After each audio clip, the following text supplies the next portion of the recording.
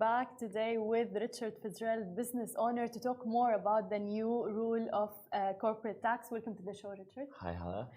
We'd like first to talk about it more. The percentage is 9%. There are a lot of questions about it. So can you tell us more about the tax? Yeah, well, I mean, probably not the best person to list out all the rules. I know you went through the change and what it means, but I think, you know, often the analysis around these things, I think people need to, rather than give their own opinion of quick judgments, so this means that people won't want to have their businesses there, or how do I avoid, you know, some of the quick tweets yesterday were like, oh, people are going to pay higher salaries so they don't meet the threshold of the 375K. And then because they're not paying higher salaries and then they're not being taxed on their profits, then in the future, the governments are going to tax salaries and income tax and all this sort of like, and that's not good business. It's not good business to look at taxes loopholes and things like that. And I think, you know, good business isn't always for profits. It's not always for profits. Good business can be to innovate, to provide well-being, to contribute to the economy and society and things like that. That's good business. Yeah. So, and you have to look at taxes as well from, well, a macro and a micro level, but you have to look at taxes as an instrument. Taxes are tools. They're monetary policy, like fiscal and monetary policy, and they're economic levers and tools for governments. So generally, what they do is they can incentivize. They can incentivize people and companies to do things, and they can also generate income for the economy. You know, some people might say, you know, this is diversifying away from oil. Oil money won't be around for a long time, therefore we need corporate tax. Again, that's a negative way of looking at it. You need to look at it from a point of view of, in capitalist society and in ESG and, you know, economic, environmental, social governance, the G part, the governance part, means that companies need good governance. So by having corporate tax is another way to have good governance. And in the last sort of few years, there's an extra sort of certificate that companies need to get to stop money laundering and and this is and people should understand that the steps being put in place in terms of how business operate in line with this is actually better, because it means there's better referees on the pitch. It means the league is leveling up. And if the league levels up, and if you're good at business, then better businesses survive. You know, someone told me last week that you know, I told them that we pay 20% corporate tax in Saudi because we're a foreign-owned company, and they said, "Oh, we'll never do that." As in, you know, they'll do it with a partner or it'll eat their margins. Yes, of course, yeah. And they'll try and find a way around. You know, if taxes don't necessarily have to eat your margins. It's just a different way of looking at it. But that's a very important point you said, which is looking at the bigger picture, which is it's not a matter of just tax that the business owners are going to pay and that's it. It's a matter of raising the level up of the country, A, B, the money laundering part as well. So it's a lot of it is happening because people now are asking questions like, for instance, is it the whole UAE? Is it Dubai only? Of course, it's a federal law, so it's going to be the whole UAE. It will apply for it. Plus, there is a very nice rule, which is companies who are not making over 300K, 360, K, it doesn't apply to them, for instance. So also there are questions about, for instance, the free zones in the country. So there are ways to work around it for smaller companies, but looking at the bigger picture, not taking, people are starting to ask about the income law, for instance, income tax. Is it going to be also next or all of those things? But it's totally different. So getting the information from the right sources is very important. Another thing that was very interesting, people were asking about it, is it gonna attract less investment in the UAE, or is it gonna attract actually more people to invest and put their money in the country and in companies here? Yeah, I think FDI is a little different in terms of people deciding whether to have a HQ and have an office here. They're kind of related, but what you want is the UAE to remain competitive, and 9% is actually very competitive. The US and Europe would be 20s, right? So corporate tax, there would still be incentives to have your business make profits in this country compared with.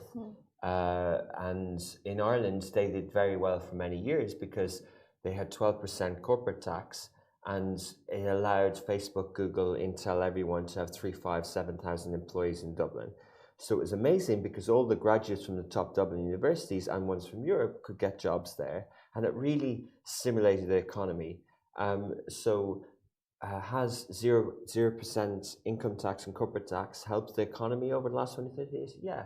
And, you know, the economic minds working within the UAE will be aware of these things. And this is why I said it's fiscal and monetary policy. They'll be aware of these things. They'll be aware of MOUs and trade agreements with other countries, and you know, they'll be aware of these things. And if you look at Europe, if you look at the Brexit situation, like people who run countries and economics, the fiscal and monetary policy for countries are aware of these levers. You know, whether the currency is pegged to the dollar or not, like all these things are related. What's happening with the Fed at the moment, the fear in the markets because of the perceived interest rate increase that hasn't happened yet, but apparently there's going to be 2 in a row. Like all these sort of things are related. So what's actually good is that the UAE doesn't control interest rates per se. There's something they control, but not really. They're pegged. But what they do control is taxes, and we saw that during the pandemic and just before when VAT was brought in. And you know, the Saudi government were short on their budget, so they increased it to 15%. But still, the numbers now are great in Saudi. Like it proved that the VAT did a good job. You know? Yeah, I think 5-6% growth. Like I think the GDP is doing well over there, and it's all domestic economy pretty much. Like it's doing really well. But yes, but you see why they had to use that lever, because they don't have many levers. And I think when you introduce corporate tax or income tax, you actually start having more levers. You have more things and trade and tariffs. You have more things that you can work with in interest of economic growth. And Hala, let's be honest, like a faster growing UAE economy benefits all. Exactly. You know, like if the GDP of the UAE is growing higher, if it's 3, 4, 5% over the next 10 years, there will be a lot more investment. People have nicer cars, nicer houses. That's what you know, more salaries, because that's what happens when people have to be careful and not get carried away with it. But like that's what happens when the economy grows. And the UAE is a competitive economy. And you said like for business owners and but for a person, an individual, how will such thing affect them?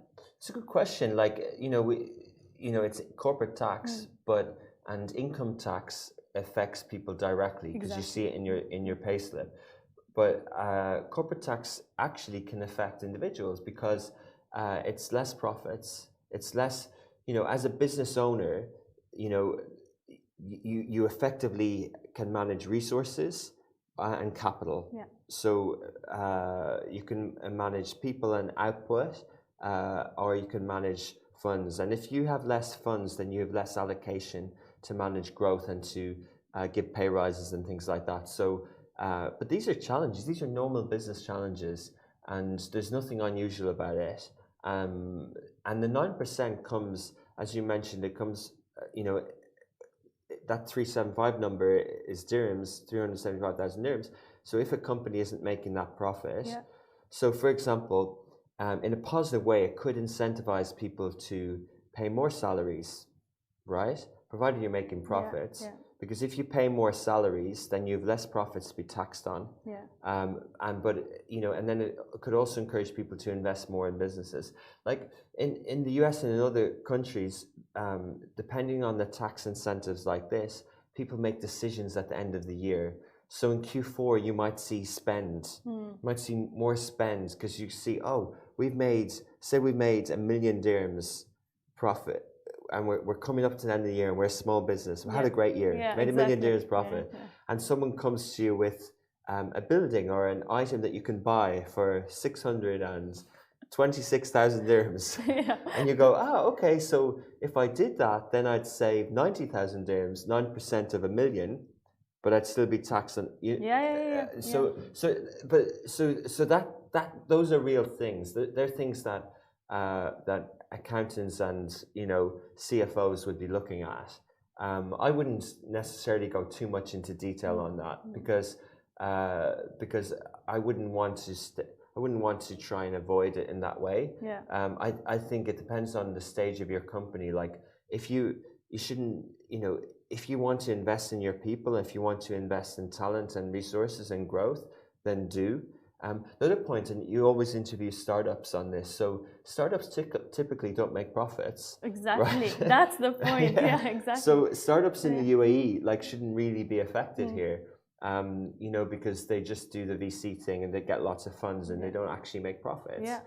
Many of them on the stock market don't make profits. Yeah. Angami doesn't make profits. Is losing lots of money each year, and so it doesn't affect them. Yeah. Right. That's a very important point. Exactly. Yeah. Thank you so much, Richard, for being with us and for clarifying this, especially from a business owner point of view. شكرا لكل الناس اللي تابعتنا. أنا بشوفكم بكرة بنفس الموعد. نهاركم سعيد جميعا.